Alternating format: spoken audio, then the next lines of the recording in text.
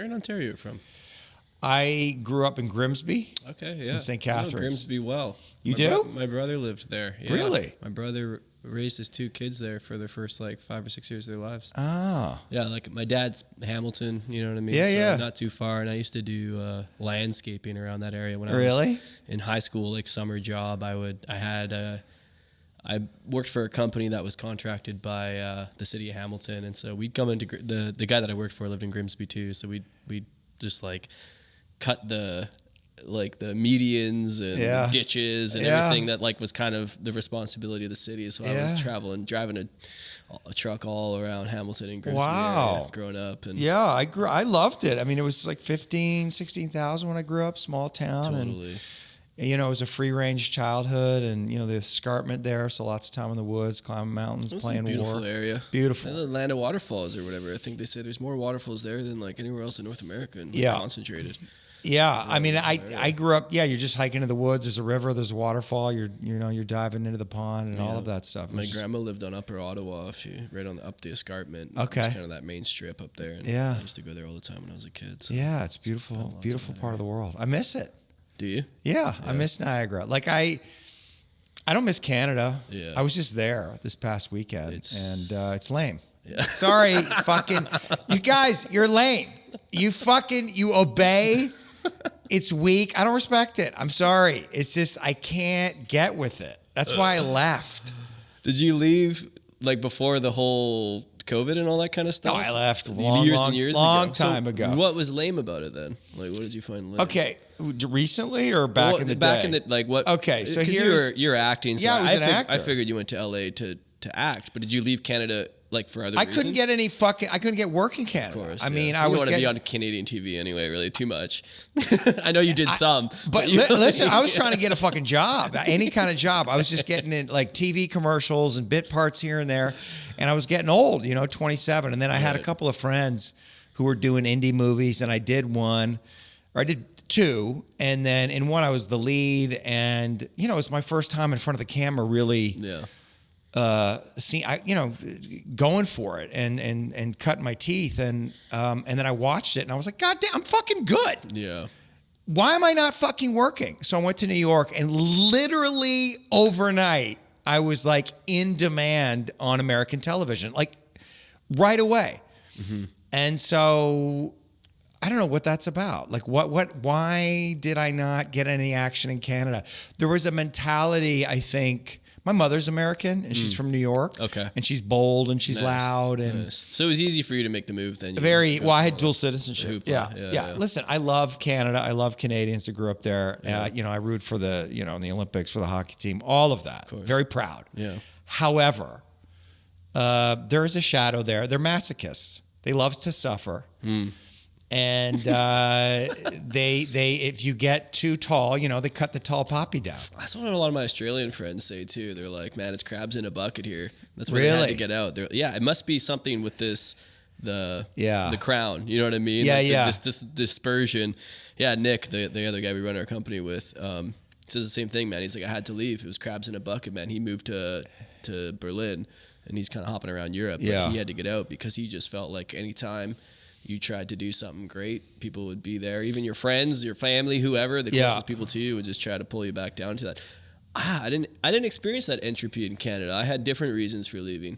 But maybe I should just say, by the way, welcome to the Undomesticate podcast. We're sitting here with David Sutcliffe, who we just met, connected with you and followed you online not that long ago, actually. Just really liked what you're up to, of course.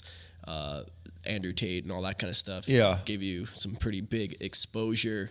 And I think that's actually where I came across you initially. And then through the grapevine, we have all these different connections. But yeah, really interesting past. Of course, we're speaking about, you have the acting history, right? Gilmore Girls was a big thing for you. And I remember the only time I ever watched Gilmore Girls, not really my demographic or show to watch, but I was on vacation. I must have been 14 or 15, so 18, 20 years ago, really. I think that was around the time it was. Yeah, was it on that 2000 to 2007. It was on the air. 2007, yeah. So I was probably 2004 or 2005 or something, and I was deathly ill. We were at a resort in Mexico, and I got super duper sick. Like, I was getting injections from the resort doctor, because my fever was just like so high. I was not doing well. And the only English thing that was on was Gilmore Girls in my hotel room, because I couldn't go outside. I couldn't do anything. My whole family is out there like enjoying this resort. I think we're in Cancun. And so it was on like repeat all day for whatever reason. So I just laid there and watched the Gilmore Girls. Don't know if I ever saw you on it, but anyway, now you're doing, this work we were just talking about, kind of the psychosomatic work, running workshops, and yeah, just listening to some of your content and your podcast and you on others. Really interesting, just that transition that you made from that world into kind of this, I don't want to use the word personal development, maybe spiritual development or kind of... I don't know. When did the therapist part come into all of this? Well, I was always interested in therapy. A lot of actors go to therapy. Part of the reason, because most of them are pretty neurotic, but you're also part of being an actor is you really have to be in touch with and understand your emotions. I mean, that's what you're working with all the time. So, I started going to therapy in my early or mid 20s, let's say, and immediately tried out all different kinds of therapy. I was just hooked right away. And found Gestalt therapy, and that was really powerful.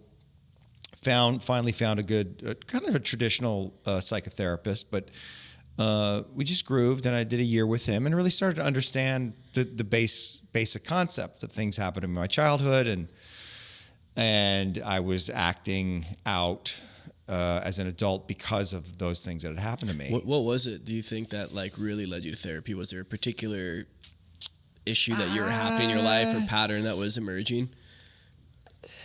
At first, I don't know. I just had an intuition that there was something about myself I didn't understand. And I didn't like that feeling. Yeah. I wanted to know my own mind. What was it, do you think, that like really led you to therapy? Was there a particular issue that you were happening in your life or pattern that was emerging? I didn't trust my motivations. There was fights that I was having with girlfriends that I could just feel there was something off. And then when I really started to get into it, it was I think I was 30 or 31, and I'd got involved with a woman, and we got married and split after 4 months, and it was like coming out of a stupor.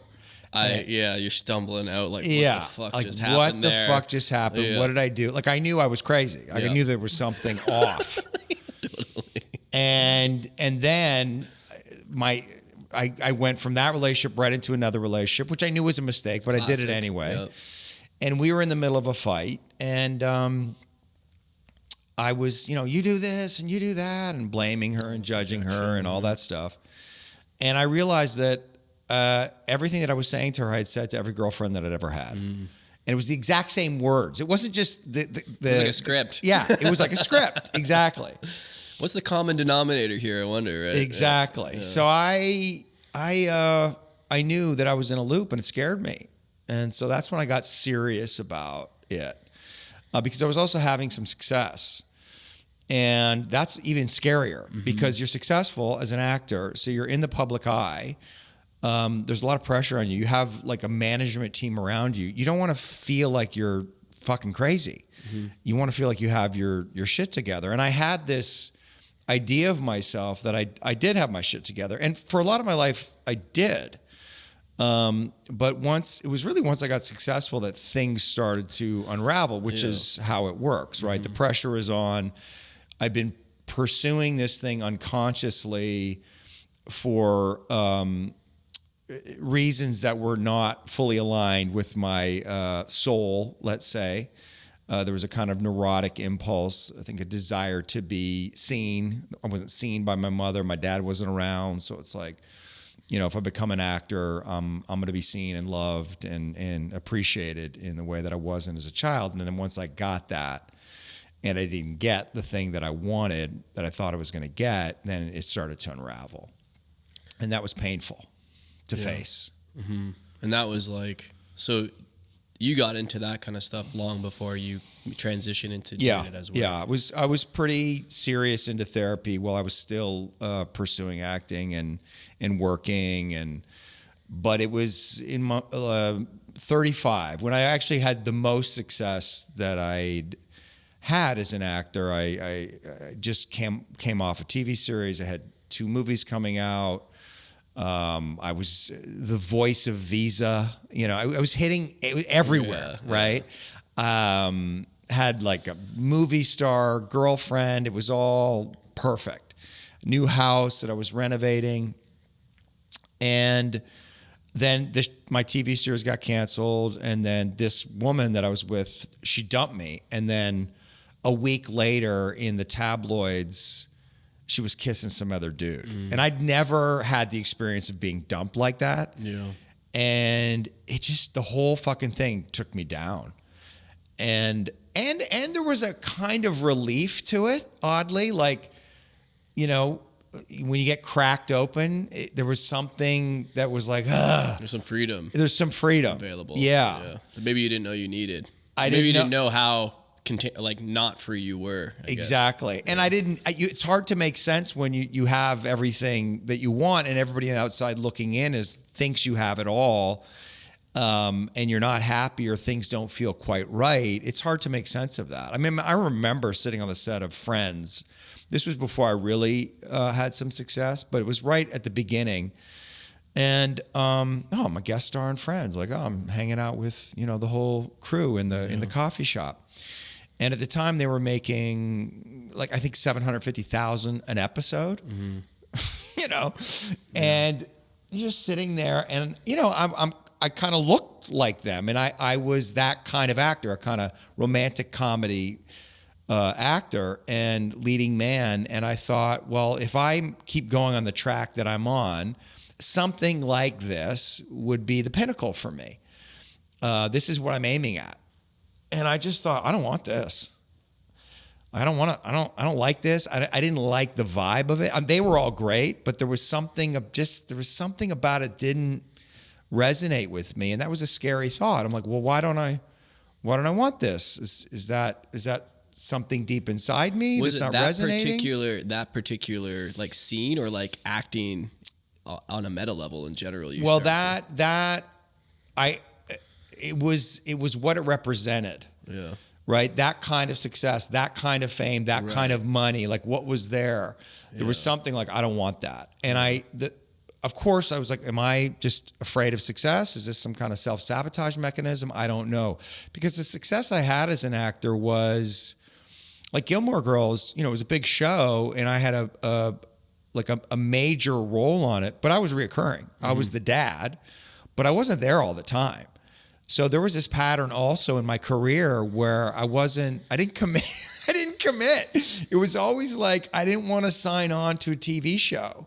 I mean, I did, but they would last a year or two and then I'd be out. I didn't. Level. And I started to notice that as well. Like what is, I'm not really committing here. What is that? And it was when I was 35 after this, when the shit hit the fan, this woman dumped me, my show was canceled. That's when I went up to the Esalen Institute in Big Sur, California, and worked with this woman named Ann Bradney. Mm-hmm.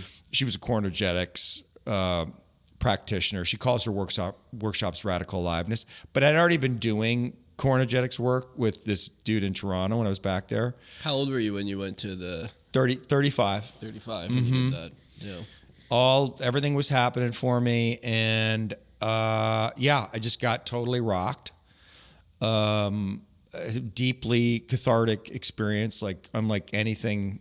I'd had a lot of therapy at that point, but nothing like this. I mean, I just went all the way into my rage and my pain and fear, and just in an embodied way, it all came through. Mm-hmm. And I also, I experienced the whole arc of that and the arc of healing, and I understood it, obviously in an embodied way. And there was something about the way this woman was working that I was entranced by.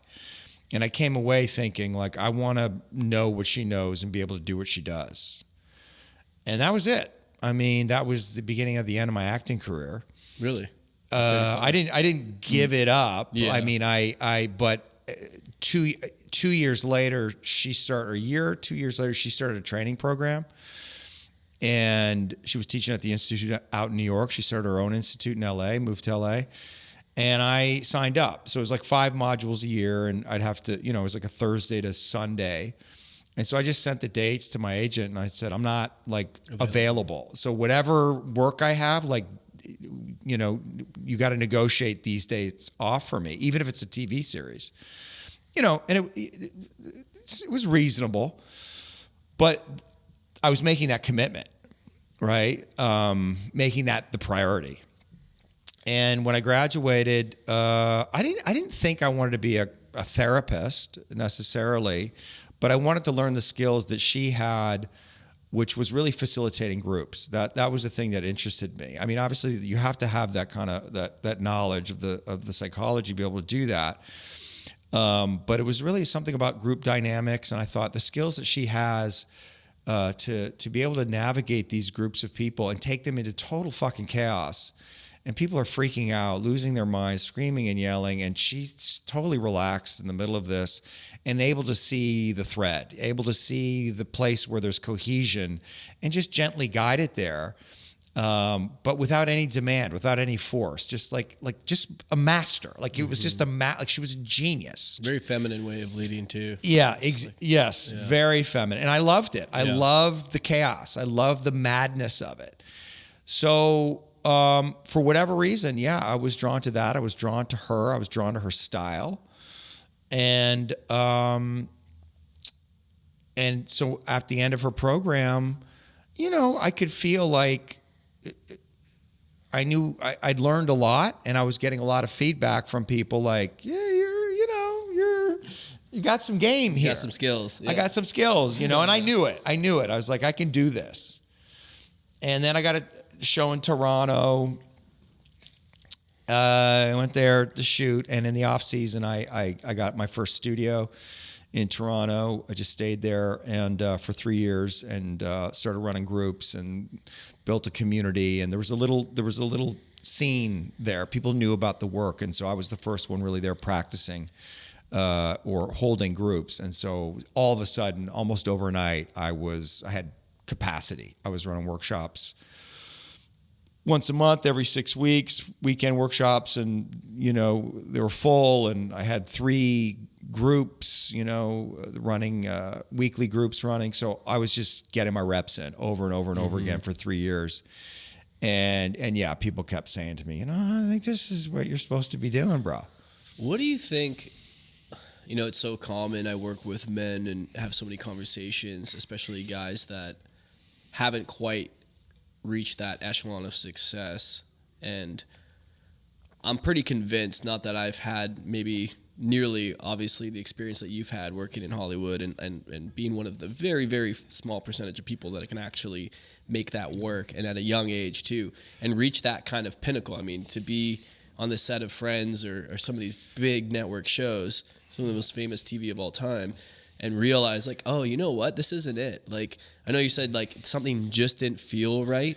Like, what was that versus whatever filled you up by offering this more kind of intimate workshop work? Like, what were you getting offering people these experiences that you weren't getting in acting? Yeah, it's a great question. Freedom. I didn't like the restriction that the acting put on me. It was, movies are fun when there's a little bit more, you're creating it in real time. Television is like you're working at a factory. Right. The script comes down, you got to stay on the script, whether it's well written or not, because that's gone through a whole approval process. And here's your mark, there's the light, there's the camera, say your line. Like it wasn't that exciting for me. I got into it because I wanted to, connect and be in my emotions and play these crazy scenes and go somewhere and be in the flow. And, TV does not lend itself to that. Right. Now, I will say Gilmore Girls, it did, because it was extremely well written and the actors on the show were excellent. And so there was a lot of freedom to play. You had to stay in the structure of the script, but that was fine because the writing was phenomenal. So that was actually quite satisfying, and it was challenging, and it was fun, and it was edgy. And, you know, sometimes we walk away from scenes and just be like, what the fuck? You know, like that was, you know, that was alive. That was something happened there. And we were in something together, and that was exciting. But, you know, something like Friends or a sitcom, it takes, don't get me wrong. Those fucking people are geniuses. Mm-hmm. Matt LeBlanc is a fucking genius. Mm-hmm. Did he just die? Yes, he just believe passed. so. I think he just died. I'm pretty sure he did. Watching those guys up close work, I mean, they're masterful. But it's a kind of a craft to it, right? And which is great. I just wasn't interested in that. I could kind of do it, but I just wasn't interested. I wanted to be, I don't know, free. Fully self-expressed. I wanted to be, fully self-expressed. I wanted to be wild. I wanted to be unpredictable. The filmmakers that I loved, that I watched, was like the John Cassavetes, you know, which were these crazy indie films that felt like documentaries, but they weren't. And that's the thing that I wanted to do. But, you know, I went to Hollywood. Well, first I went to New York, and all of a sudden it's like, well, I'm just trying to get a fucking job. And all of a sudden I'm in TV land. And I'm like, okay, well, I'm just happy to be able to work. And then, but there was like, this isn't really what I'm looking for. And when I went to that workshop up at Esalen with Ann, it was like, this is it. This is the freedom. Like, I can go as far as I want. There's no limit here. I can go as deep as you know, my limit. And that was exciting. And it was a place where I didn't have to hold back anything. Now, in part is because she's a masterful facilitator and creates that kind of safety. But that was the thing that I loved about particularly hockey, right? Like, Were you a hockey player? I was a hockey player, yeah. And so that was a place where I felt I could let it all out and just be an animal. I had a lot of aggression. Yeah. I had a lot of rage too because of my childhood. And I just felt like that's where I could be free. And I just couldn't get that feeling of freedom. And maybe it was just I didn't have the courage to do it, you know, as an actor. But there was something about when I discovered this work, it's like, oh, this is what I'm looking for. This is where I feel the most free and alive. And that's actually what I want. Well, it makes sense, too, to go from something like, getting to acting because of this idea of expression and this idea of, being able to really emote and be in things fully, and then going to a workshop that's just all about, like, self-expression, but the allowance to be completely unhinged in it. Yeah. Like, you can't really, I imagine, I'm not an actor, but you can't just... You're following the scene. Like, there's a certain level of emotion that's available, and then beyond that, it would be. Yeah, you have to conform to the story. You're telling a story. You're telling a story. Yeah. And it's interesting you bring this piece Freedom in, because I've been here in Austin for the last 3 days with my team, the guys at 13 Pines, and we're talking. We recorded a few podcasts the last couple of days, and it's.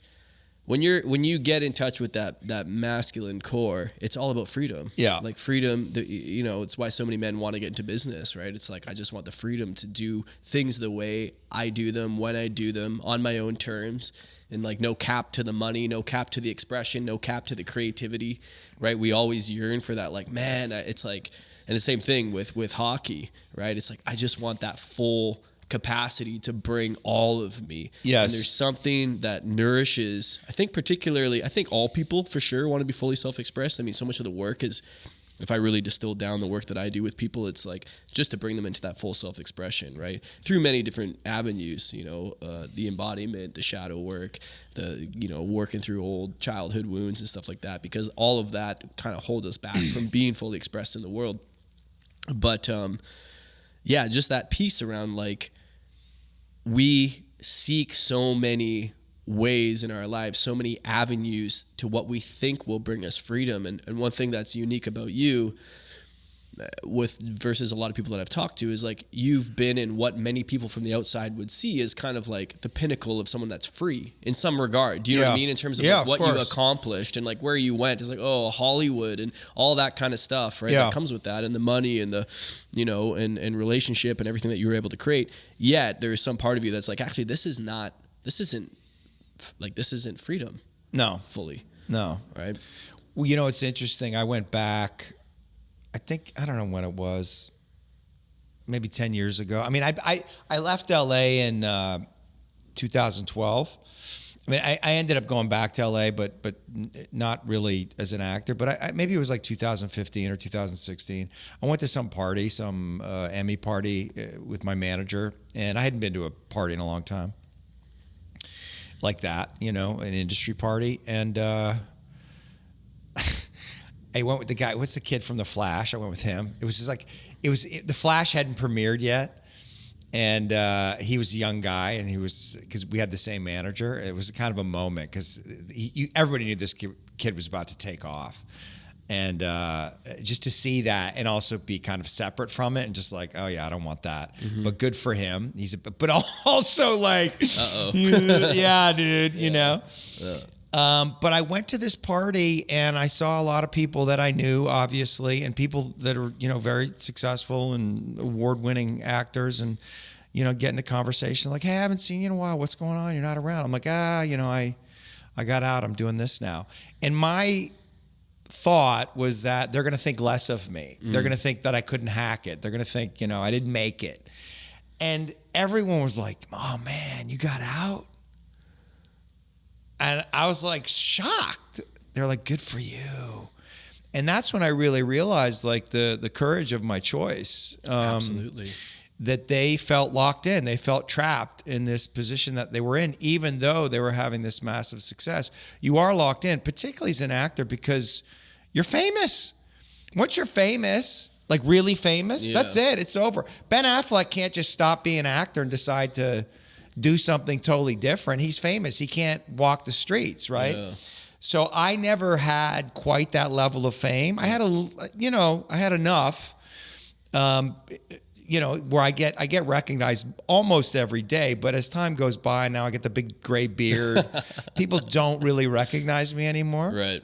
But I fortunately, and maybe that was some by design, unconsciously, I didn't allow myself to get quite that famous. I didn't go for it in that way, and so I've been able to retain some freedom. But at the time, of course, you know, people are like, "Have you lost your fucking mind? You're doing this like weird therapy, core energetics. What is that? Is this a cult you're in? Like, why are you doing this?" And I had a lot of self-judgment and doubt and fear about it. But you know, what I would say to people was, listen, when I decided to become an actor, everybody told me I was fucking crazy. It's crazy. I'm going to go to Hollywood and be an actor. It's like, good luck, buddy. But I was following something. I had an intuition. And for whatever reason, from an early age, I just made a decision, maybe about 25, that I was like, I was going to follow my instincts, my impulses. I wasn't going to strategize or rationalize. I was going to follow where I felt guided. And so I made that commitment. And so when I suddenly decided, like, this is where I want to go, that's what I did.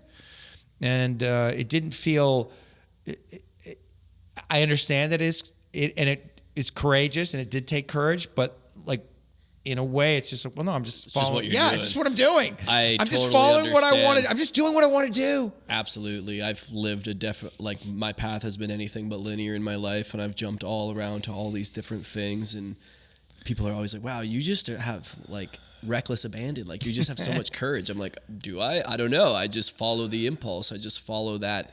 You know, I get that intuitive fit, and I say, I want to do this for a bit. And then there's something that's completely a tangential, like, doesn't even make sense in a linear fashion of, like, you know, building a life that people often think this thing, and then you put this thing on top, and it's like, mine's kind of more like a spider web. It's all over the place.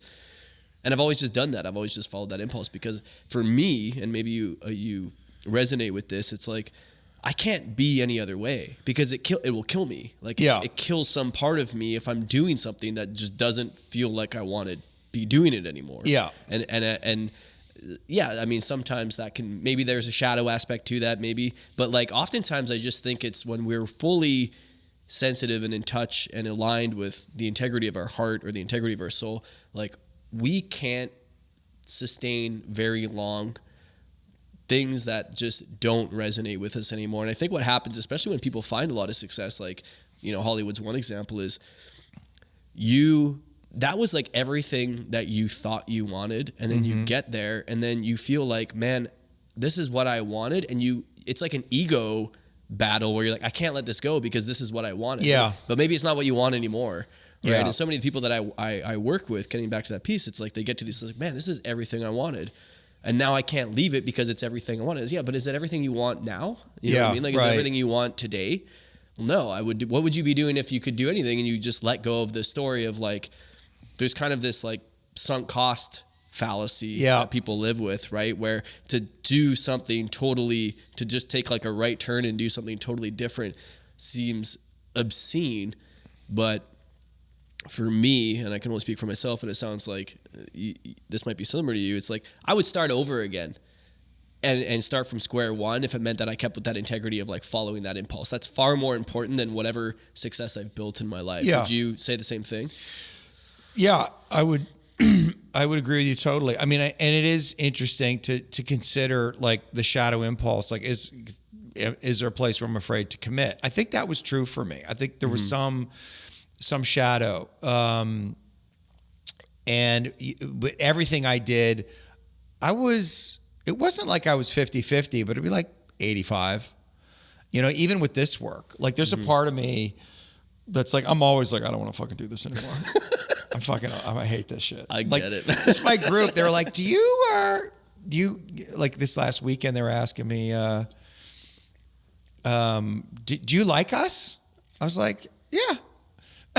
You know, like they kind of wanted to know like how I felt about them. They're like, did you like doing this? I'm like, well, this is my job. And sometimes I want to go to work and sometimes I don't want to go to work. Sometimes I hate my job. Like it's just part of it. And I think, it would be weird if you didn't feel that exactly. way sometimes. Yeah. But my commitment was when I go to work, I go to fucking work. Like I don't fuck around. I don't have to be in love with it. And that it's not sacred. I mean, there's sacred elements to it, to all of this work, but it's not precious. Like that's how I think about all of this now. And I think part of that is a function of age. You know, you get a little bit older and you just see like some perspective. Everything's the same thing. Mm-hmm. Everything's one thing. It's just a different expression. People are playing out different dramas in different ways. And it's about the thing, but it's about something else. And so that's sort of where I'm at. It doesn't really matter what you do. What does matter in all of that then? Just being committed to it and just like finding your deepest expression in that thing, you know, but you can find it in anywhere. I mean, you should follow whatever it is you're passionate about, but like you can find God anywhere in anything. You know, you can be a blacksmith and find God in that. And I love those guys. I did when I was in university, I did a construction job for the summer, and my foreman was, the way he would talk about grading asphalt, it was like a spiritual, and he loved it, and he was so into it, and I thought, this guy's fucking awesome. Like. Yeah. He's not a regular construction worker kind of guy, or at least the way you'd think about him. He had a deep like relationship to his work, and I respected it. I appreciated that. But I forget what exactly was your original question. Like, you know, you getting what you want. I don't know. You know, it's just be careful. Be careful what you wish for. Yeah, I think one thing that I mentioned is like, you know, it's not important whether I love it or not. It's just important that I'm committed through it. Yeah, I'm committed. Yeah. Right. And then there's a piece around, this piece around passion, right? It's like, people oftentimes want to find their passion. They come to workshops or their purpose or whatever. Yeah. Especially me, I need a purpose. I want to find a purpose. But it's kind of that piece. It's like, well, if nothing is sacred, then everything can be sacred as well. That's right. And so you can kind of infuse anything that you do with that sacred quality, whether you're leveling asphalt or, you know, a blacksmith or anything that you do, or something even more obviously traditionally what would feel sacred and spiritual and ceremony and all these kind of things.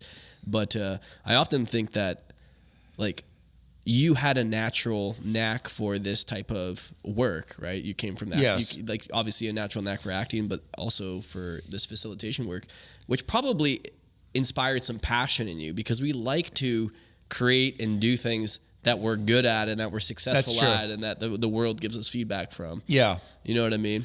Well, you like to feel like you have the capacity for some kind of mastery in the thing that you're doing. And I was a good actor. I mean, I knew I was good, but I also, once I started working with people who are really good, like Lauren Graham or Jennifer Beals or Matthew Modine, I was like, I'm not that good. Mm-hmm. Like, these guys are fucking, I can't quite compete with that. I can stay in the scene with them. I'm not going to get lost. I'm not going to look out of place. But they have a different relationship with it. And I don't feel that way about the work that I do. Like, I feel like I'm in my zone of genius. And obviously that feels good,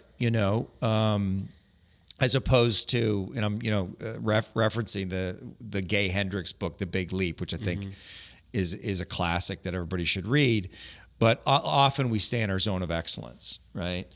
And which is where I was as an actor. But this work, I knew there was a kind of genius that I had. Like, I could see things and I understood things and the interventions that I would make, and I was willing to take huge risks. People were mad at me all the time. Like, usually the first day of my workshop or the second morning of my workshop is usually people telling me that I did everything wrong, or they're not happy, or they're frustrated. The people that are coming here are saying you did everything wrong. Yeah, they're agitated, right? And because that's what I'm doing, and then usually by the end of it, they get it, right? But I don't mind that. Like, like that kind of transference is interesting to me, and it's an edge, right? I come into the room, I'm kind of a bro. And but gray beard, and I'm also used to be a famous actor, and then they've seen me interview Andrew Tate. There's so much projection coming at me. Nobody sees me, and it's positive and negative. But in both cases, there's disappointment, and I'm everybody's dad on some level, and so all of their dad shit gets projected onto me, and the challenge to be able to hold that transference, to not take it personally, and then to work with them from that place, and then stay on point, stay on mission, and gently guide them all the way through to the end, knowing that they're not going to see me, knowing that they're going to judge me, knowing that they think I'm an asshole or whatever they think, or they love me, but that's also its own distortion. And to walk them through that process and hold on to myself, like hold on to my goodness, and that I know who I am, even when, like, the world that I'm living in that for that weekend or whatever, that they don't see me, like that to me, that's the master game, because I don't need to be seen. I don't need to be understood. I don't need to be known, right? I know myself, and that practice, I fucking love it. It's hard. It's because I want to be seen. I want to be like, oh my God, you're amazing. I love you. Of course, right? Mm-hmm. But it's about you, though. But then am I serving? Yeah. Am I really serving? Mm-hmm. And so I think that's really what my work is now. And I think as you get old, and I've proven myself, right? Like, I've had success in the world, so I don't really have anything to prove to anyone or to myself. So now it's just like, 54, kind of get into your wise man years, and guys like you, younger, it's like you're at a different phase of your life. So for me, I want to be seen. No. Well, of course. No. It's not that. I think, though. But you're building. You know what I mean? I'm in that kind of warrior, prince phase. You know what I mean? About the world, trying to make shit happen. Yeah, you want to conquer the world. Fighting my battles for sure. Yeah, and noticing. Being a fellow facilitator who runs retreats, who works with people in these vulnerable states and receives a lot of that projection, the humility that it takes as well, because it's not the me show, and there's a lot of people that get into leadership roles and things like that because they want to be seen as leader, and look at me, and look at what I can create, and look at the transformation I can create. Yeah. And look how good you feel now after this, and that's so. To me, it's so repulsive, right? Because you can really feel that, where it's like, of course, I want to own my power, and I want to be I can make shit happen, and I can do stuff, and it's not about me. Yeah. Right. And even the work, and perhaps you experience this as well. Like sometimes the risk that I take, like, it's not even me. It's like whatever's just coming through in that moment. I say something, I drop something in. You know what I mean? Trust your impulse. You got to follow my impulse. That's my obligation. That's my responsibility. Absolutely. And that's really where a lot of the magic is created, that I think leads to such deep experiences for people. And like, it's not about me. And like, I try to like relinquish ownership of like, that was my impulse. It's like, man, I don't know where that came from. This thing came through me in a thought, and all of a sudden it's just like, I put it out into the world, or I put it out into the space, and then something new was created. And I think what you're saying is, or what I heard you saying before, was when you were doing these workshops, first learning this art, part of that mastery is like, there's a collective consciousness, there's a collective experience happening, even when people are having their individual experiences, and dropping things that are coming, because it's coming up through that collective experience, and you're kind of just weaving the story of the experience that's happening. And like that for me is a big part of that mastery. And it's also just letting go of it being about us, right? And I know like you're a few years older. Do you have a family? I don't know this or not. No, I don't. Do you want kids or? Well, I'm getting married in April to a woman who, I think we're going to try. Yeah. I mean, we'll see what happens. Yeah. I don't know, man. You look spry. I'll be fine. But there is like, I wish I'd, 10 years ago. But I'm with a great gal. Yeah. And I think we're going to try, and hopefully that'll happen. Beautiful. Yeah, but I've been single I was single for a long time. I mean, once I got into this work, I kind of went into monk mode for... Intentionally? No, it just sort of happened. I was just like, when was the last time I got laid? I remember it was like, I started doing the math and was like, fucking, it's 18 months. Oh, wow.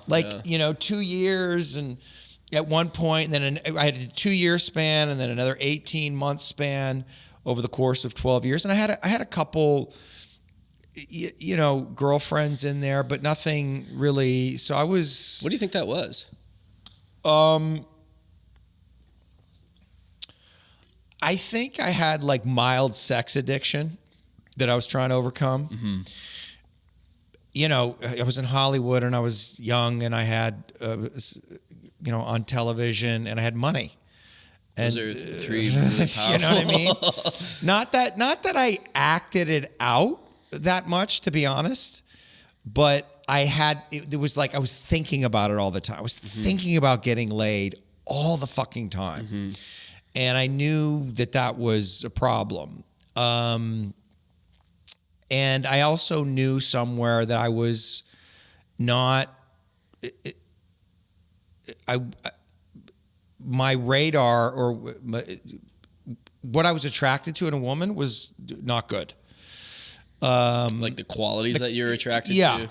It was, and I what's the sirens? They tie you to the mast, so you don't jump in the water, because the sirens are there trying to pull you in, right? Mm-hmm. I was that guy. I needed to be tied up, because I had this strong pull.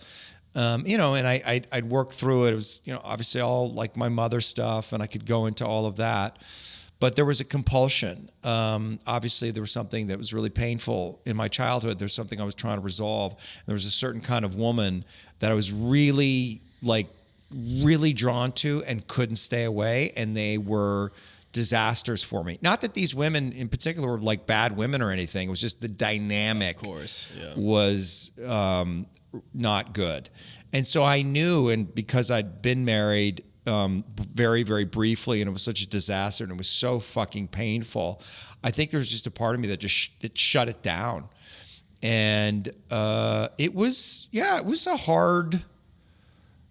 I was lonely. I was isolated. I was scared. I was, when you're in that unknown place, which I was still acting, but not, in that slow transition, but not even sure that I wanted to do this work kind of exactly. Liminal space for a long time. And it was uncomfortable. And I touched a lot of different parts of me. But looking back at it now, those were my monk years. And I remember making the decision. It's actually when I moved to Austin. that, you know, I had to you got to come out of the cave at some point or down from the mountain. Yeah. You can't just stay in your inner world forever.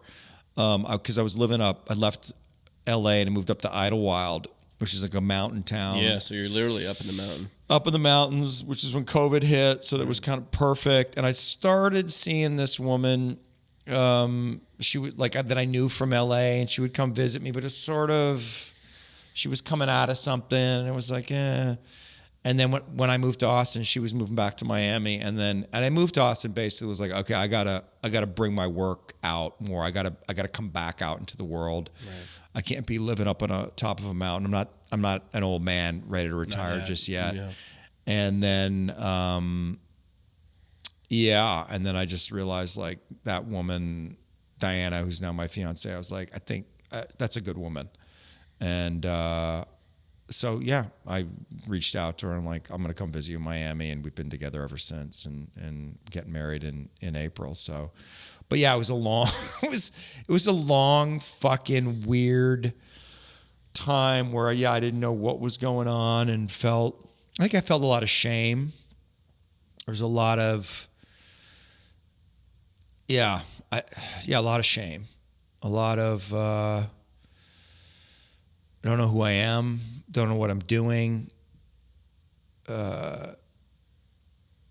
Anger, like confusion, allowing myself to be defined by those around me. Right. By my agents, my manager, by Hollywood. Yeah. And then I was also very impacted and persuaded by the work that I was doing, the school that I went to, which was great, but looking back at it now, like any institution, it had its own blind spots. There was things that it didn't see, and I was just, I think, sorting through all of that, and I didn't feel reliable to myself. Mm-hmm. And so I wasn't going to get involved in some relationship and, get married again and go through all that pain. I think probably the simplest answer is I was avoiding pain. Yeah. Yeah, and I think it's interesting kind of now you're starting to work with men and you're doing this thing with Mansell, which we were talking about before. And have you been working with men already exclusively in some regard? Yeah, so I've been doing men's and stuff, right? Since 2011. I've been, not exclusively, but totally, but I've been working with, I do men's workshops, some men's are groups. In your business. Yeah. So there, I've always noticed like, that mother wound, which I've experienced myself too. And kind of like, as you start to peel the layers on your psyche and like that thing, I've had the same experience as this piece. We get to this common denominator where it's like, oh, it's me. It's not all these women that I'm dating and I'm attracting. And I have the same problems. I keep dating the same woman and blah, blah, blah, right? And we tend to project that piece around our mother. So any man watching or listening to this, like if you're experiencing these failed relationships or these relationship struggles over and over again, and all the shame and pain and all that comes with that of like, why can't I figure this out? Or you end up projecting or blaming them. It's like looking at that wound around the mother is a big one. It has been a big one for me. I recently was in California. I did the Hoffman process. You're probably familiar with it. Maybe. Yeah. And it was a lot about that healing family of origin and forgiving and, accepting your parents just for the way that they were. Yeah. Right? Just like, no, they say, nobody's fault. Everybody's at fault. Nobody's to blame. Yeah. Right. So they fucked up. They did things. They didn't show up in certain ways. They showed up great in other ways. But like taking the blame out of the situation. But for me, even in my most recent relationship, just noticing like, man, even after all the work that I've done, even after all this awareness, these like deep embedded patterns where I just want to avoid, I just want to hide. It's just easier to not be in a relationship because then I don't have to be with the confrontation. That's right. Of everything that comes up with that and like have to face it and have to work through it. In fact, I was talking to a woman this morning about a recent relationship she got out of, and like the guy was just straight up like, I don't want to do the work, like what I mean? That it would require for us to be together. And it's just so interesting that you share that, because even after you're a pretty self-aware dude, did lots of therapy, like, was doing transformational work in the world, there's still these I think women can just be such they're such potent mirrors for all the stuff that like, oh, but did you look at that? Yeah, you're doing this work in the world. Yeah, you're some hotshot facilitator and stuff, but have you looked at this? Right? And then all that stuff comes up around it. Yeah. I mean, it's also, I think a lot of men didn't get a good role model in terms of the dynamic between the mother and the father, the masculine and feminine. So I had no idea how to handle women or be with women or what my role was or what was okay, what was not okay. I mean, my dad wasn't around. So what happened, I de facto became the man, you know? So I had this pressure on me, 6, 7, 8, 9 years old, to meet my mother's need. And I can't meet my mother's need. And so it creates a bind in me where like, I want to meet her need and I want to be her special boy that gives my ego some satisfaction, but some part of me knows that I can't. And so I'm in this state of helplessness, and it's this pressure. So when I get involved in a relationship, all of that is present. I feel this pressure. Like I've got to be something for her. I've got to solve her problems. And I can't, of course. And so that was the thing that I was really working through. And it's present in my relationship now. Like I have to be super mindful of like not taking care of her or like thinking, like I feel the places where I get in distortion where I think she's thinking one thing and she's not. And I'm like, oh, okay, I'm in my history here. And she's got her own stuff going on. Mm-hmm. But I guess what I want to say to the men out there is like, listen, I think you don't solve the problem and then you're at zero and then everything's good. It's like, it's going to keep coming up again. Like all you can do is have awareness and humility around it. And what's nice about my relationship is, and it took some time, is that when we scrap, like there is this consciousness that's somewhere, you know, sometimes it takes a minute to come in, but it creates a little bit of safety that we know we're going to be able to get back to zero. We know we're activated. We both know we're in our history. She's not seeing me. I'm not seeing her. It's not me versus her. It's her defense versus my defense. It's our wounded child's doing battle. Mm-hmm. And we have created enough structure and awareness with each other that when we calm down, we're actually able to say, you know, what happened for us and take responsibility for it. I think that's the best you can do, you know, and I'm proud of that. Like, I'm proud that I was able to get to that place. And the people that I know who are in long-term relationships, 20, 25 years, that's what it is for them. They go at it. Mm-hmm. And that's where the growth is, right? And so it's a continual thing. And I think, you know, especially if you look at Instagram, it's like, oh, we're happy all the time. We're in love. We look into each other's eyes. We're making love on the beach 24. That's not what a fucking relationship is. That's not what it's meant to be. I'm not always 24/7, like thinking, just like I was saying about work. Like sometimes I'm just like, oh, fuck, man. I just don't want to be in the relationship. I'd rather just be free. Like I just like, fuck, I don't want the responsibility. But there's something like, no, I'm committed to this, and this is my responsibility. And if there's a need that I need a little freedom, I need a little space, I'll ask for it. You know what I mean? And I've got a woman that's generally going to give it to me. She wants to give it to me.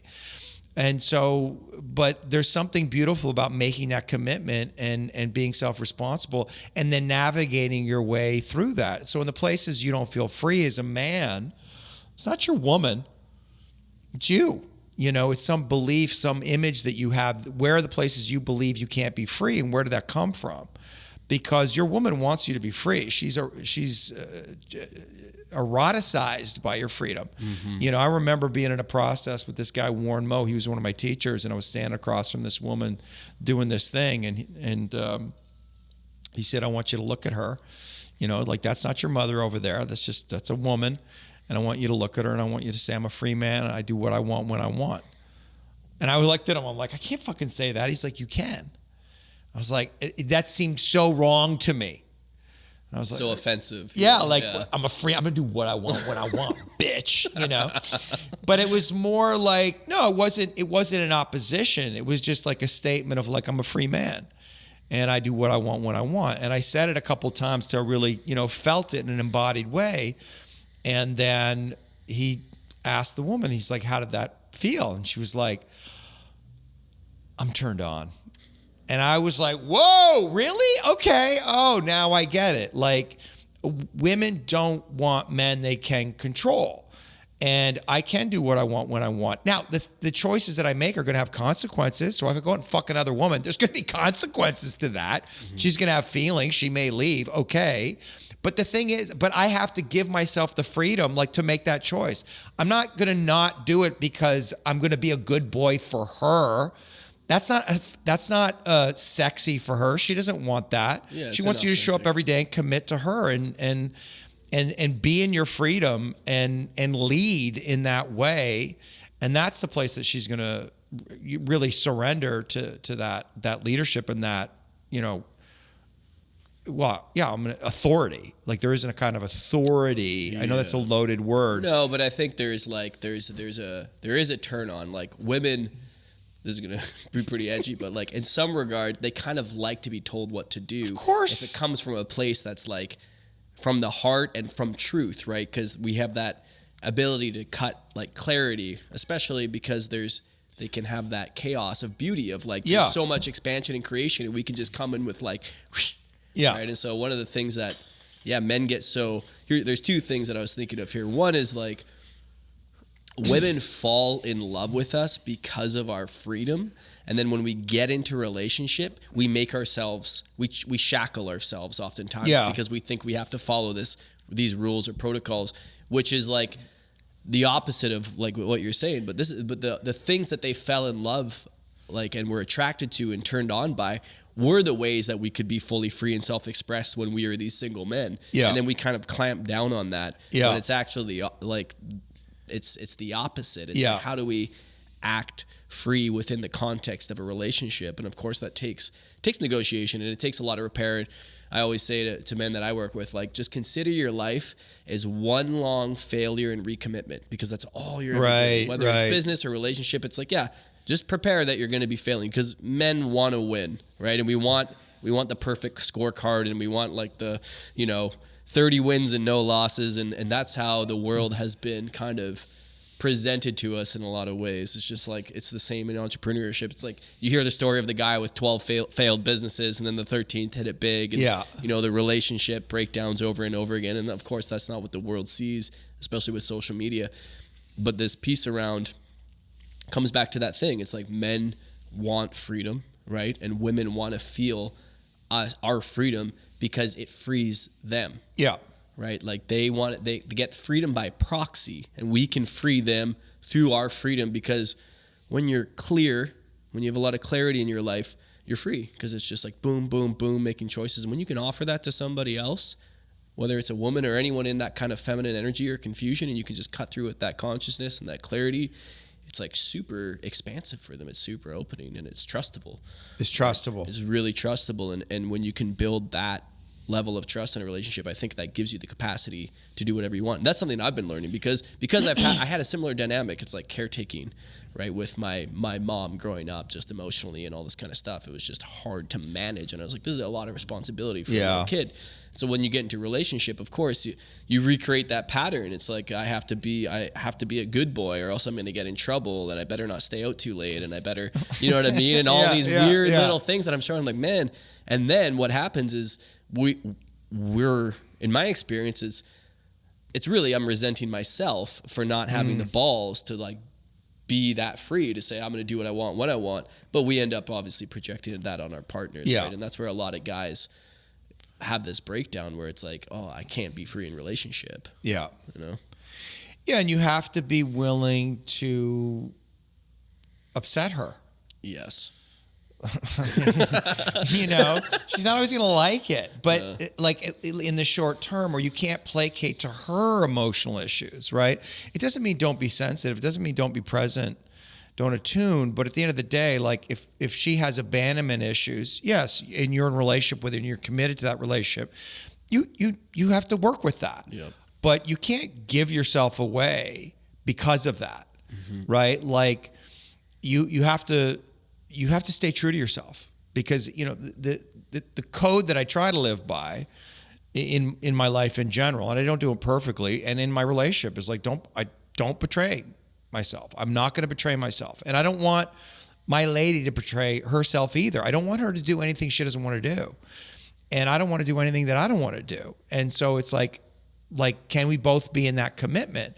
Because I know that if I do something for her that I don't really want to do, or I'm not allowing myself to make the choice. Like, it's not like I want to do everything. Of course. But it's like, okay, I actually do want to do this because this is important to her and it's meaningful for her. And so I'm going to make that choice. So that's not really a self-betrayal. But it's like when I say yes because out of obligation, or I feel like I'm being the good boy, or she's going to get upset if I say no. That's, I think, when you run into problems. So, and you just end up resenting. And I know that's almost always the case for me. A lot of we don't fight about it, but a lot of the instances that we have early on specifically were about that, where I did things that I didn't want to do. And she was like a little insecure, and I would play into it. I didn't want her to be upset. I didn't want her to be mad at me. I didn't want her to, and that was not healthy for anybody. And eventually, like, we got there, and there were hard conversations. There were hard fights where I confronted her and she confronted me, and it's hard work, relationships. It's painful. I get it. Like, people, this guy you're talking about, I don't want to get in a relationship because I don't want to do the work. I get it. It's fucking painful. It's going to take you to your deepest shit, and it's going to humble you. But I think that's, I don't know, man. I think that's where it's all at. And I'm glad I finally got there, at my age, that I'm in what feels like to me like a very good, healthy relationship.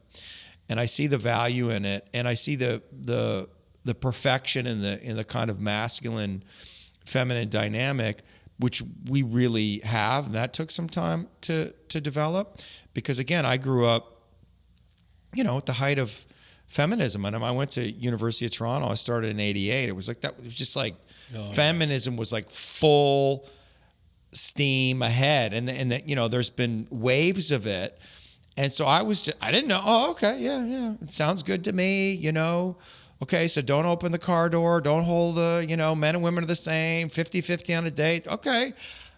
There was some part of me that was like, it doesn't seem right. But I was young, and I went along with it. And now I see that all that is complete bullshit. And Alexander Juan Antonio Cortez, he's a great follow. He said feminism was one big shit test that men failed. And I think there's some truth in that, because a lot of women, I've dated some feminists back in the day who were ardent. And once I started to bring a little bit, no, they wanted to be treated like a lady. Of course they did. Of course. So I think there's a lot of confusion out there around that, because it felt wrong for me. Like, I felt shame about wanting to be in a more traditional relationship, which was, I'm going to be the provider. I want her to basically stay at home and take care of the kids. If she wants to work, she can work. I'm not, I actually do most of the cooking because I like to cook. And so it's not like I'm not super traditional in that way, but there's a kind of a vibe where it's like, and I feel it like, well, no, I'm the provider, and that's just my job. And there's a freedom in that. There's a simplicity in that. And it creates, I don't know, it does something to the relationship that I know, there's people out there listening. It's like, yeah, of course, that's, my parents grew up like that. That's very common. But I felt shame about it based on what I'd grown up with. And my mother was very, she worked and was very active. And my fiance is, she fucking works. She's always working. But taking the pressure off her to earn, it's a whole other thing. And what happens is the love and affection that comes at me, the nurturing that I get, when she can just actually relax and doesn't have to worry about that, and I carry that. It's like, I don't know, man. I'm into it. I think it's like the yin and yang, the masculine. It's like there's God there, and I understand there's politics, and I understand there's a history and the patriarchy.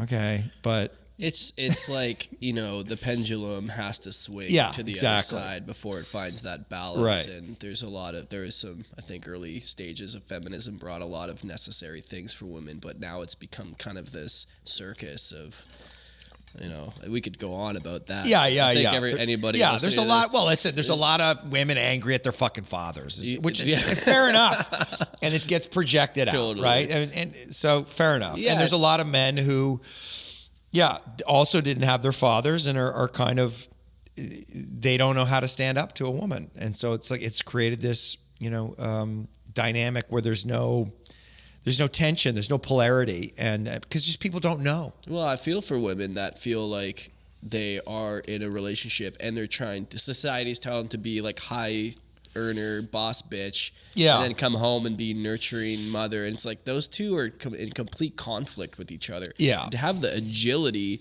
to go from one to the other is challenging. It's just like when it could be the same on the other side, where like when I'm super fired up about my mission and what I'm doing in the world, and then I come home and I have to be like soft, sensitive. Like it's hard. It's a hard transition. There's actually a teacher. Are you familiar with Alison Armstrong? You ever heard of any of her work? I've heard that name. Yeah, so she does work with men and women, but she's written a number of books for women about men, and she understands men. And personally, I think she understands men in a way that like I've never heard a woman contextualize. Yeah, and she talks about like, she uses kind of we're the hunter-gatherer, they're the gatherers kind of analogies, but she talks about this time when a man is really focused on doing his work in the world, that he actually needs that transition time before he can interact with a woman in the way that a woman would like to be interacted with. Yes. With a little bit more of like, yes, strong, but also gentle and accommodating and like present and there for them.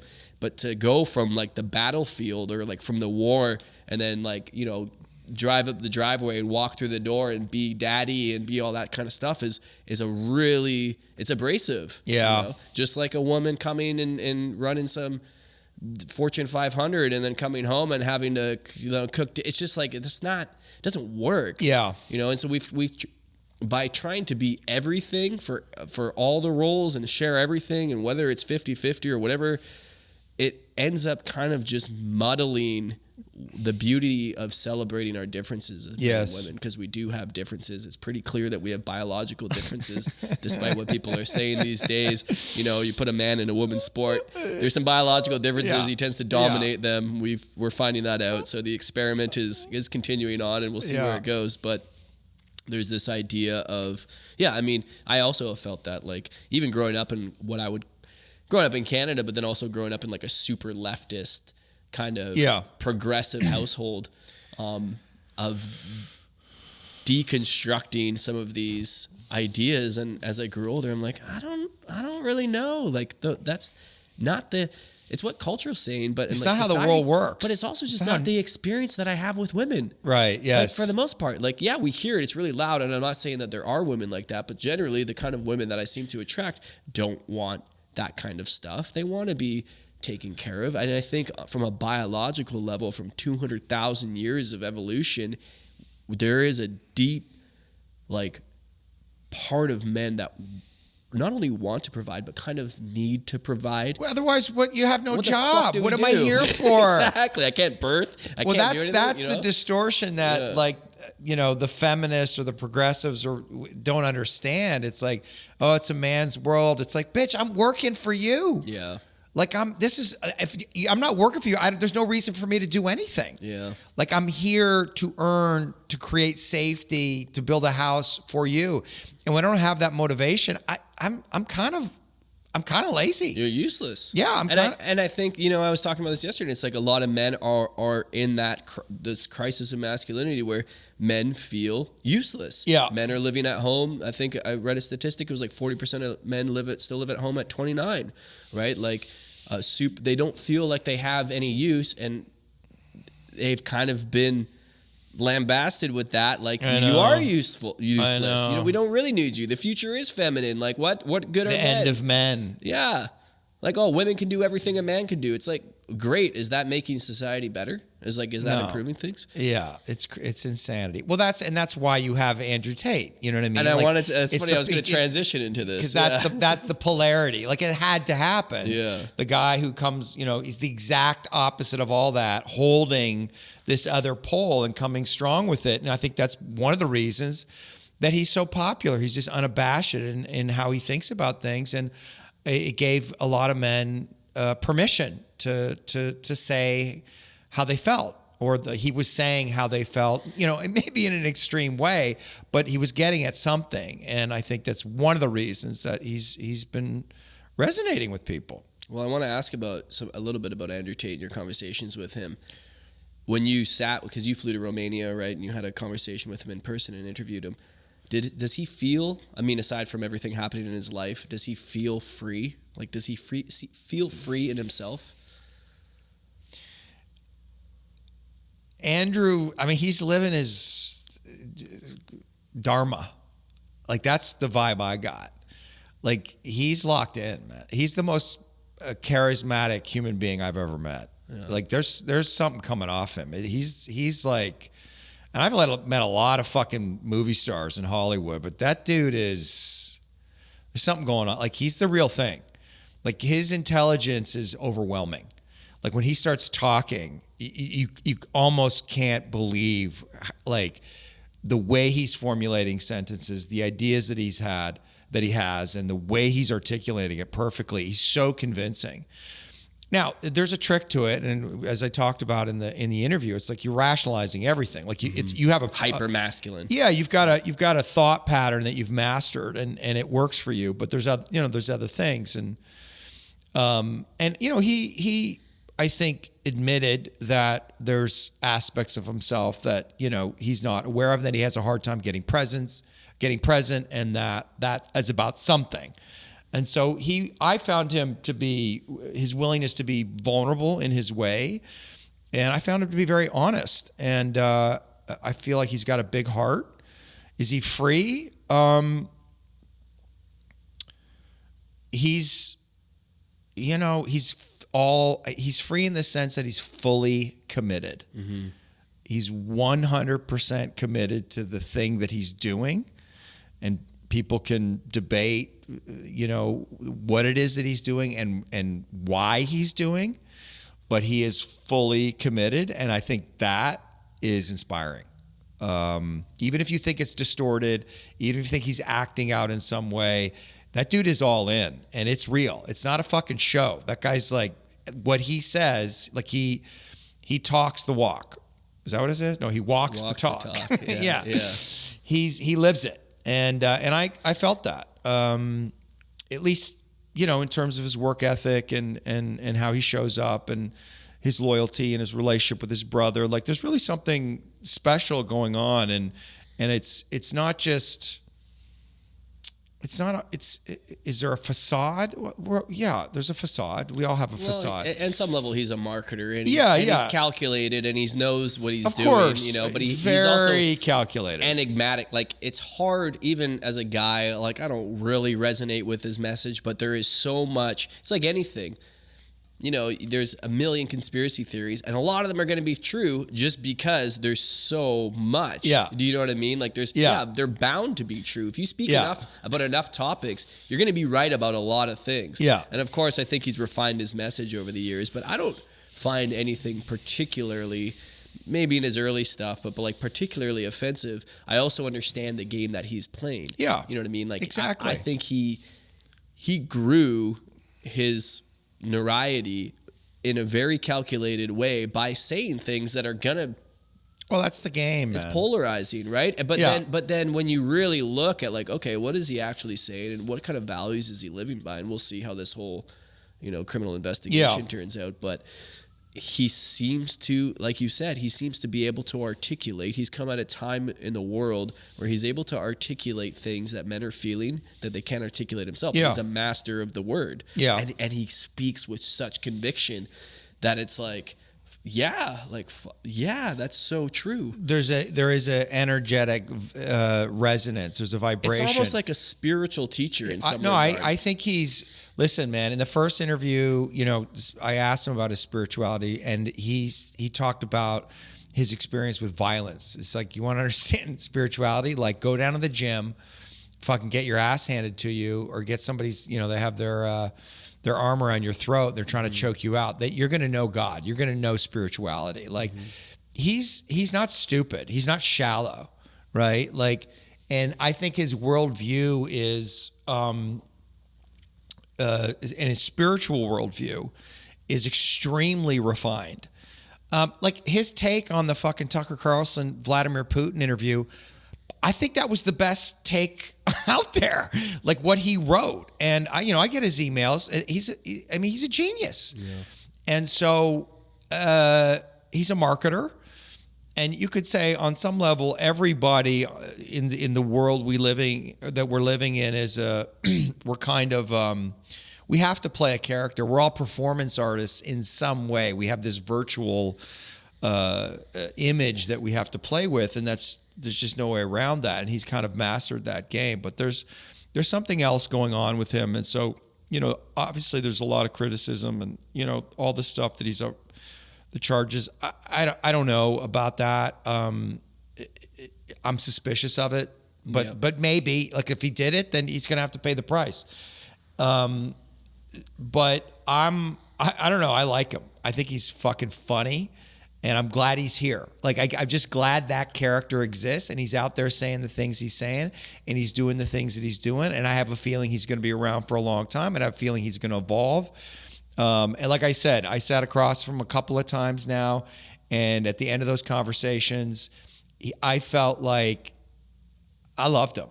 And he was very deferential to me. He was very humble with me. He wasn't egotistical. He was very gracious. And in those conversations, and I that's what I saw, and that's what I appreciated, and so I got nothing bad to say about that guy.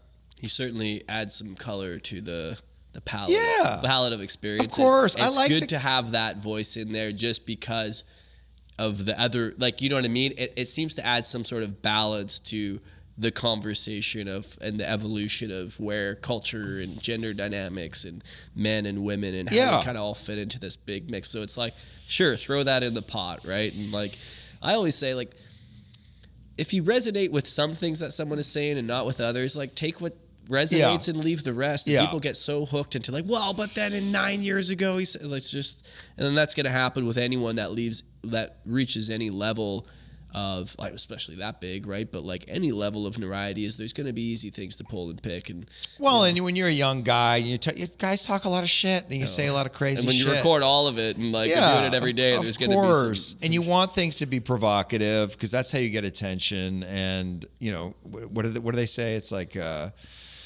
controversy is attention, attention is influence. That's the game that you have to play if you really want to be successful online. That's the game that Trump plays. Obviously, he's very, very good at it. He's these controversial things that he says that blow up. I mean, that's by design, man, because it's like everybody's talking about Trump. It's like, it's wild. And people are like, oh, I can't believe he said that. He really went off script. It's like, dude, you don't think this motherfucker is playing you? Yeah. Like, you're talking about him constantly. You don't think that's by design? Yeah. You haven't figured out that he's smarter than you? The same with Putin, these guys, and the same with Andrew. Like, they're very, very smart. And, it goes back to what we were talking about. It's the ability to hold the transference, right?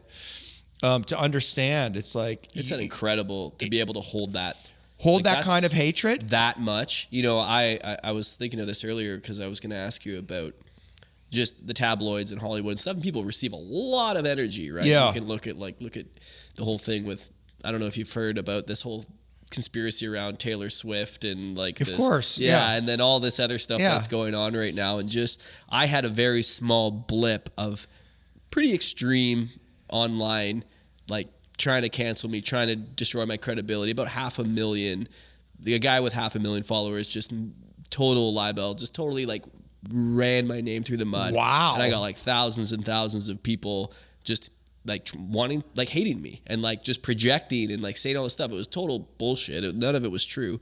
But it was like confronting for me. I was like, whoa, this is intense. Cause I'm a pretty, I got pretty thick skin, you know. Yeah. I've done a lot of hard shit in my life and been around some really rough people. Yeah. And but this was like on a whole other level. I'm like, wow, I'm receiving a lot of hatred right now. And it got to me, and it wasn't so much, it was more like the anger of someone just lying about me that bothered me. It wasn't like the words and the things people were saying. I was like, whatever, I don't fucking know these people. But it had me thinking like, God, the amount that Trump or Tate or some of these big people, like that level of projection to hold that, even if they're not reading the comments or seeing it, just the energetic of like thousands and hundreds of thousands of millions of people putting that on you. I don't think people understand how much that is to hold. Dude, I'm in awe of those guys for that reason. I could not hold that level of negative transference. I mean, it's okay. I do my workshops, you know, whatever. They're not 6 people, 20 people, maybe 30 people. It's like, okay, I can handle it. But you have the whole world coming at you, and it's deliberate campaigns designed. There are think tanks designing things to lie about you, and they're going to spread misinformation and try to tarnish your image, take you out, put you in jail. Yeah, I know. They're going to fucking try to put you in jail, put you away. I mean, and then when I see Trump and he just rolls up to the mic, he's like cracking jokes, having a good time. Like it just like doesn't even faze him. And it's the same with Tate. And I grilled him on that. It doesn't bother you? He was like, no. And I actually believed him. Like he's just like, there's some place where he's figured something out and he does not let it get to him. And it seems like the same with Trump. And, you know, I also marveled at Obama for the same reason, because he was not just the negative transference that he got, because he got a lot of that, but also I thought he handled reasonably well the positive transference. Like I felt like I saw him understand that he represented something to people and that he didn't quite buy into it all the way. And I respected that. And maybe I'm wrong, but that's what I saw. So these people who hold that, I mean, it's incredible. And I don't think people appreciate the kind of, skill, the wherewithal, the internal sense of self that it takes to be able to handle that kind of onslaught. Because I've experienced what you've experienced, you know, many times. Mm-hmm. And it's fucking not easy. I'm getting better at it, like online, you know, and people are saying shit and just outright lies about you. You know, I have a whole email category, just like hate emails, like, you know, also because I was, you know, Gilmore Girls and this beloved show. And, you know, I lean to the right, and I interviewed Andrew Tate. I voted for Trump twice. Mm-hmm. And, no, people, they think I'm a Nazi, and it comes at me, and, it's scary, you know, it's scary, but it is an opportunity to hold on to yourself, you know, and in some sense, it's like, it is a psychic attack. Mm-hmm. And if I can hold on to my own goodness, if I know who I am in the face of like all these people coming at me, and that's what I realized the first time it happened to me hardcore on Twitter, I just doubled down on the thing that I'd sort of said. Seems like it's about like, and they all went away. Yeah, there's a level of like conviction. Yeah. Right. And if you can live with that level of conviction, then it's and really believe in what you're doing and what you're saying, and like, no, this is just it, then it tends to kind of, people can't, because once they get the chink in the armor, that's when they run with things. And that's the mistake that I made. I was like, oh, really? And I slapped back. And then I was like, oh, now I made a big mess. And so I learned from that experience. It's like, who the fuck cares? You know, the bigger game you play, the more people are going to come after you. That's the nature of the game, right? Just as much as people are going to support you. And generally, it's a very small 10%, maybe even less of those people are coming after you than versus the people that are going to support you. But it was a huge initiation. But what I really would learn from that was like, I'll be very, very particular about how I'm judging, projecting, leaving negativity towards other people. Right. You know what I mean? When I don't know the whole story. Yeah. Because it's very easy to get into that mob mentality of like, wow, this information came out, whether it's like on the right or the left or whatever it is. Yeah. I'm just a lot more aware of like, because the way this guy spun this story, it could be very believable. And hundreds of thousands of people believed it about me, and they had no fucking clue who I was. And they just went right to like pitchforks. Yeah. And I was like, interesting. Like, that's all it takes, right? Someone could spin a story and just like, that's it. So it made me much more aware of like, what are the stories that I'm allowing myself to get spun into? That's right. And like the projections that I'm making because of it when I don't know anything about this topic or this experience. Yeah, that's it. And that's the world we live in now. We're waiting to get triggered. We want it. Yeah, it was like we're fucking addicted to it. We're like, oh my God, feed me. Twitter is, I have boundaries. I can't just free for all on Twitter. I cannot just have my phone. Like, I have to have like different, I have Freedom app and Opal app. I have the whole I have a system. As well, I need it. Yeah. Because I can't, I'm a slave to it, man. I get hooked in. It's crazy how powerful that stuff is. And I don't know where this is all headed, but I love what you're saying about these stories. Like, we have to be really careful about the stories that we buy into. And it's one of the things I talk about in my work all the time with my clients. And I think about all the time for myself is like, just be careful of the story. Like, don't get caught up in the story even the story that you're telling yourself. Mm-hmm. Right, about yourself, about the world. Like, can you come into that place that's underneath that? Because a story is just a construct, right? It's just a representation of reality, and it's usually an expression of emotion, right? And it's like, I have an emotion, I have some feeling, I have some resentment, I have some anger, or I feel defensive, or I'm afraid. And now a story comes along and I'm going to project it all onto that story. Like, the world is a scary place. Oh, here's Trump, here's Putin, here's whoever. And that's the bad guy. And now I have an enemy. Now I have a focus for that. And you're not in reality, right? Nobody's perfectly good. Nobody's perfectly bad. There's a system at play that is bigger than anything and that you are also participating in. And the way to get freedom, the way to crack the matrix is just to not buy into the stories, to stay centered inside yourself and just be in you have to find God, whatever that is for you. That's what I've realized. That's been the beauty of this time, which feels like insanity, like what's happening. Do you feel like the world is like a darker place? Like, you're a little older than me. Yeah, no, this is fucking crazy. Doesn't it feel crazy? Yeah, no, this is crazy. It was not like this. I grew up in the 80s, man. Yeah. It was like chill. Everything was fine. Like, totally. People were screaming and yelling about certain things. And it's not, when you look at patterns of history and the fourth turning and the rise and fall of the great powers, and there's a book that I love to talk about called the Lucifer Principle. It talks about the evil being a evolutionary force, a necessary evolutionary force. So it serves a function. And so that's really where I've gotten to. It's like we go in these cycles, and we have to go through the darkness, and we're going through that now. And things are going to be revealed, and it's going to be painful, and there's going to be war. Some kind of, I think, civil war here in the we're in a civil war. It's full on warfare. I mean, they're trying to put the political opposition, they're trying to put them in fucking jail right now. Did you see the Instagram post from Biden this morning? That was with the eyes? Yeah, what the fuck? It's demonic. It looks demonic. Yeah. And then the fucking picture of him in front of the fucking White House with the red, and he's like screaming. And it says something like, just as we had planned, or something like about that. The Super Bowl. It's a troll, I guess, but who the fuck knows, man? Is it all a simulation? I don't know. Oh, man. A lot of it, I think, is rigged.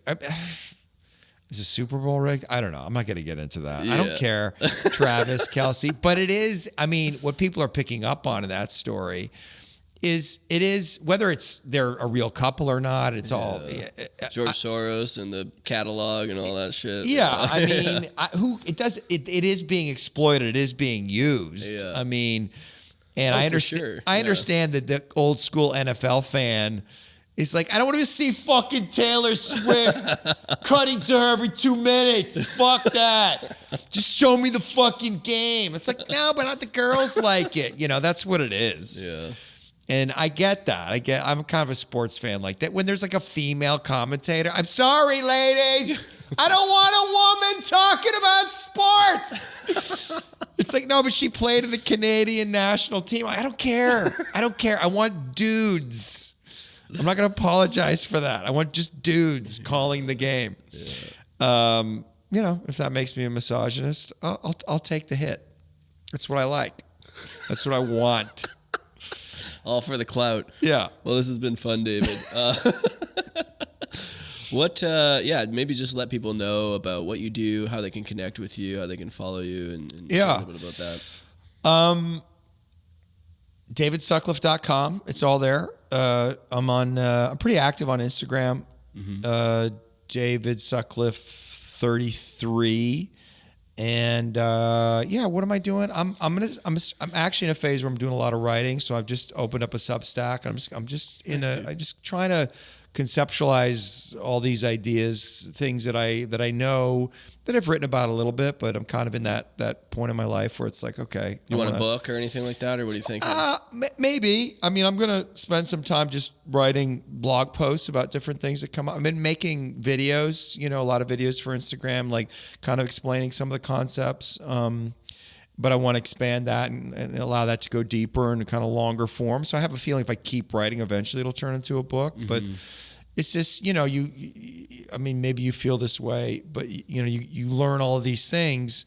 And then I've gotten to this point in my life where, I'm not in my conqueror years anymore. Like so it's like, well, I want to take all that knowledge and kind of put it together and some kind of way, just for me to make sense of it, like to structure it, to order it. So there's something really magical that happens when you kind of start to write things out too, and your knowledge and experience and stuff that seems to put it in this linear fashion that actually, when you speak about it again, it comes in a much more refined way. I had that experience with somebody who's a very good facilitator. And then he went off and wrote 2 books.